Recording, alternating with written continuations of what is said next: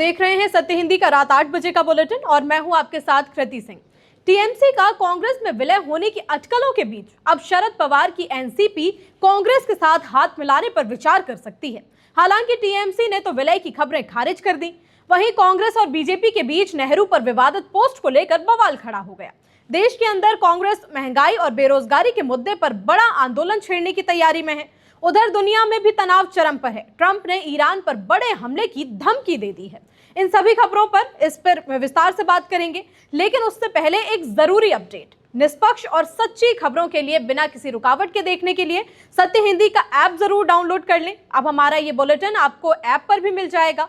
Download करने का रास्ता बेहद आसान है, लिंक नीचे डिस्क्रिप्शन में दिया गया है, क्लिक करें और जुड़ जाएं। और अब नजर डालते हैं दिन भर की सुर्खियों पर। राउत ने दी एनसीपी को कांग्रेस में लौटने की सलाह, सुप्रिया ने दिया जवाब।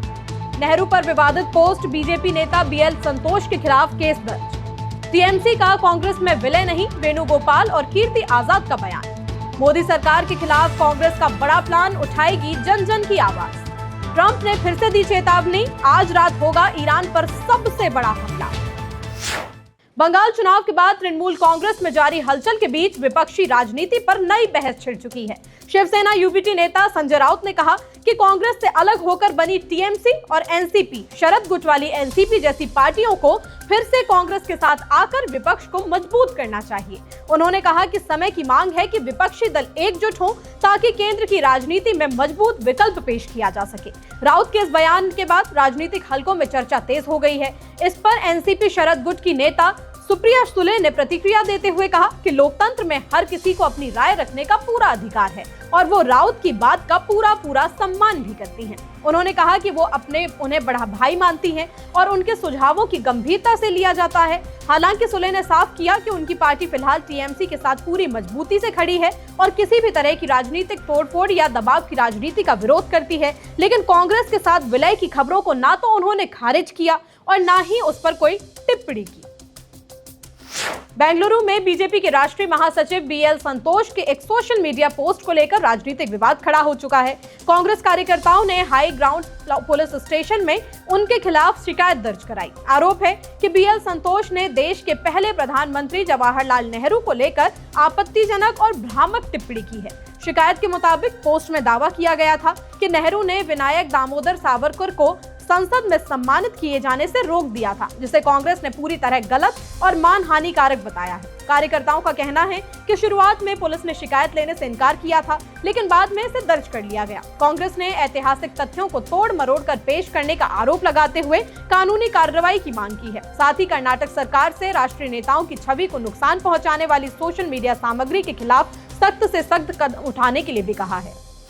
देश में बढ़ती महंगाई, बेरोजगारी, नीट परीक्षा विवाद और शिक्षा व्यवस्था को लेकर कांग्रेस अब बड़ा जन आंदोलन छेड़ने की तैयारी में है। कांग्रेस अध्यक्ष मल्लिकार्जुन खड़गे की अध्यक्षता में हुई अहम बैठक में पार्टी के शीर्ष नेताओं ने मौजूदा राजनीतिक हालात और जनता से जुड़े मुद्दों पर विस्तार से चर्चा की।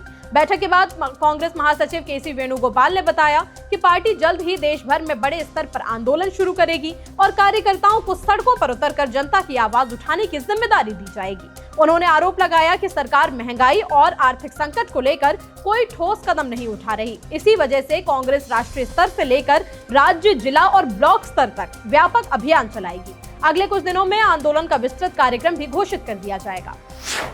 कांग्रेस महासचिव केसी वेणुगोपाल ने टीएमसी और कांग्रेस के संभावित विलय की खबरों को पूरी तरह से खारिज कर दिया। उन्होंने इन दावों को बेबुनियाद अफवाह बताया और कहा कि हाल ही में हुई हाई लेवल बैठकों का मकसद सिर्फ राजनीतिक चर्चा और इंडिया गठबंधन को मजबूत करना था।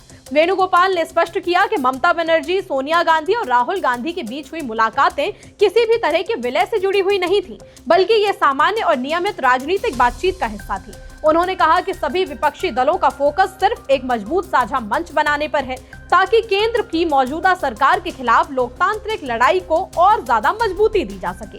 वहीं दूसरी ओर टीएमसी सांसद कीर्ति आजाद ने भी इन अटकलों को खारिज करते हुए कहा कि टीएमसी और कांग्रेस के बीच कोई विलय नहीं होने जा रहा। उन्होंने साफ कहा कि आगामी चुनावों में दोनों दल गठबंधन के रूप में ही उतरेंगे और ये गठबंधन पूरी तरह बरकरार रहेगा। टीएमसी में टूट के बीच अब ममता बनर्जी को एक और बहुत बड़ा झटका लग गया। ममता के सबसे करीबी माने जाने वाले टीएमसी सांसद कल्याण बनर्जी ने ममता को साफ साफ कह दिया कि दीदी को मुझ में और अभिषेक में से किसी एक को चुनना होगा।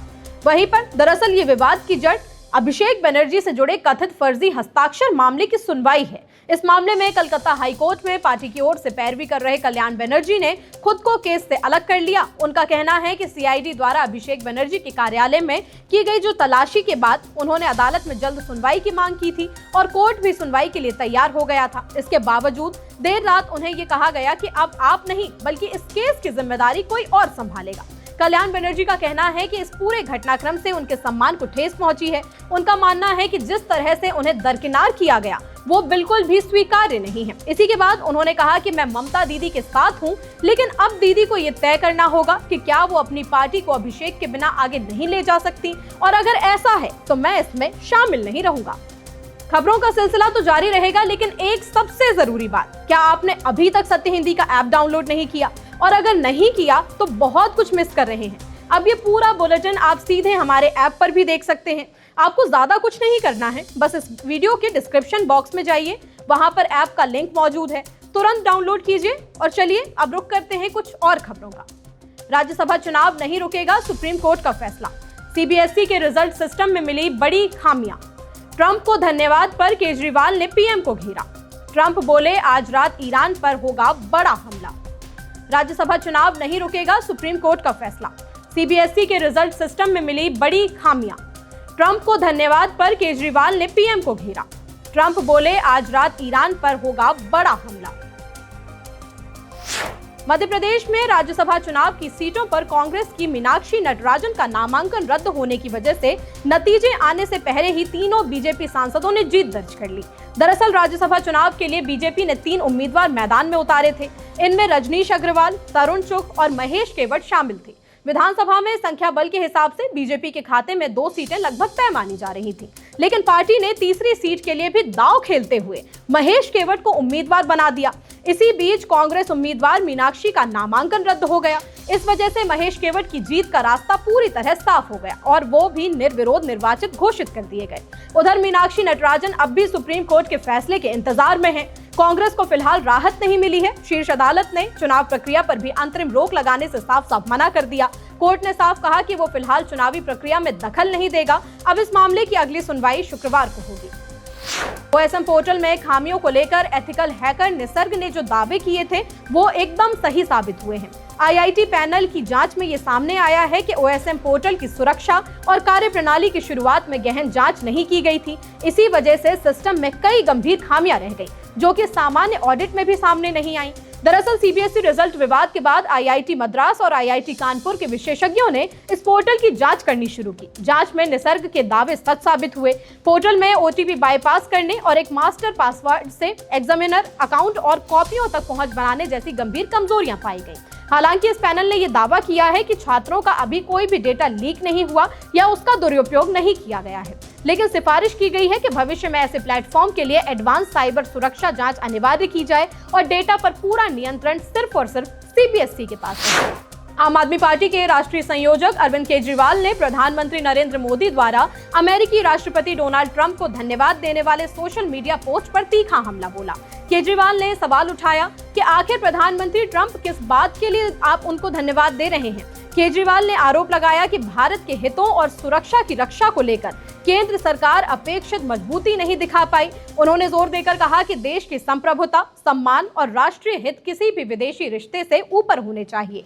भारत को एक ऐसे मजबूत नेतृत्व की जरूरत है जो किसी भी विदेशी नेता को देश के स्वाभिमान या भारतीय नागरिकों की सुरक्षा से समझौता करने की अनुमति न दे।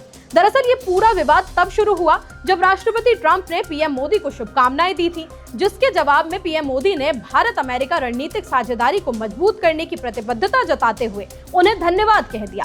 फिलहाल इस मुद्दे पर बीजेपी की ओर से कोई भी आधिकारिक प्रतिक्रिया नहीं आई है। मध्य पूर्व में बढ़ते तनाव के बीच चीन ने सभी पक्षों से तुरंत सैन्य कार्रवाई रोकने और बातचीत की मेज पर लौटने की अपील की है। अमेरिका द्वारा ईरान पर हमले और तेहरान की प्रतिक्रिया के बाद चीन ने कहा है कि हालात को बिगड़ने से रोकना बहुत जरूरी हो चुका है। चीन के विदेश मंत्रालय के प्रवक्ता लिन जियान ने जोर देकर कहा कि क्षेत्र में शांति बहाली के लिए जारी जो मध्यस्थता के प्रयास हैं, उनका सम्मान होना चाहिए और जल्द से जल्द स्थायी संघर्ष विराम किया जाना चाहिए। चीन का मानना है कि मध्य पूर्व के देशों की सुरक्षा और संप्रभुता का सम्मान किए बिना किसी भी संकट का समाधान निकालना संभव नहीं होगा। अमेरिका और ईरान के बढ़ते टकराव से वैश्विक चिंताएं बढ़ चुकी हैं। ऐसे में चीन का ये बयान अंतर्राष्ट्रीय समुदाय की उस मांग को मजबूती देता है जिसमें संघर्ष बढ़ाने के बजाय कूटनीति समाधान निकालने पर जोर दिया जा रहा है। अमेरिकी राष्ट्रपति डोनाल्ड ट्रंप ने अपने social media platform truth social पर बड़ा दावा किया कि अमेरिका आज रात ईरान पर बहुत बड़ा और जोरदार हमला करेगा। ट्रंप ने अपने बयान में कहा कि ईरान की नौसेना, वायुसेना, रडार और एयर डिफेंस सिस्टम पहले ही काफी हद तक खत्म किए जा चुके हैं और अब उसकी आक्रामक क्षमता पूरी तरह कमजोर हो चुकी है।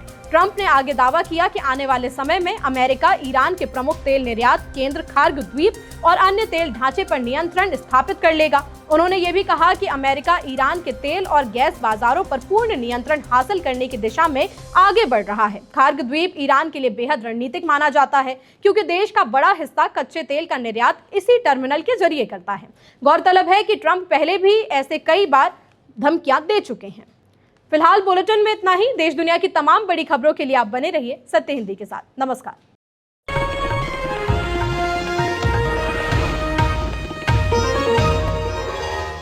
Copyright disclaimer under Section 107 of the Copyright Act 1976. Allowance is made for fair use for purposes such as criticism, comment, news reporting, scholarship, and research. Fair use is a use permitted by copyright statute that might otherwise